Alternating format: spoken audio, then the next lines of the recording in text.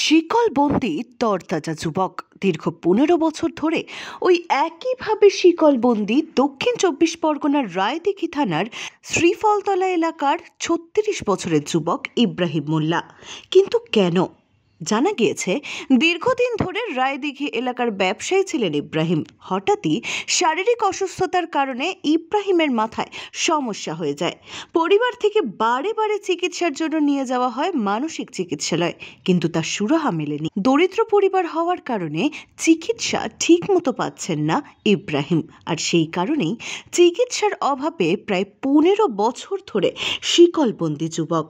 এই অবস্থায় ইব্রাহিমের জন্য স্থানীয় বাসিন্দারা সরকারি সাহায্যের আবেদন করলেন।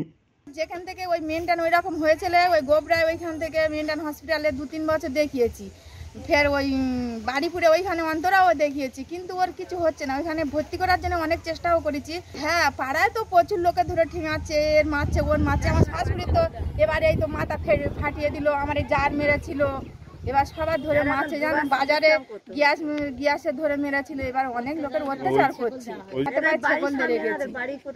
ওই জন্য বলছি ওটা যদি একটু মানে ব্যবস্থা করো, যে ওর কোথাও যদি ভর্তি করে দিলে ভালো হয়, সেরকম একটু যোগাযোগ করে আমাদের দাও। হ্যাঁ, সরকারি কিছু আমরা সাহায্য করছি, যে কেউ নেই তো, বাবা নেই মানে কেউ নেই, তাহলে দেখার মতন তো কেউ নেই। ব্যুরো রিপোর্ট, এক্সপোজ বার্তা।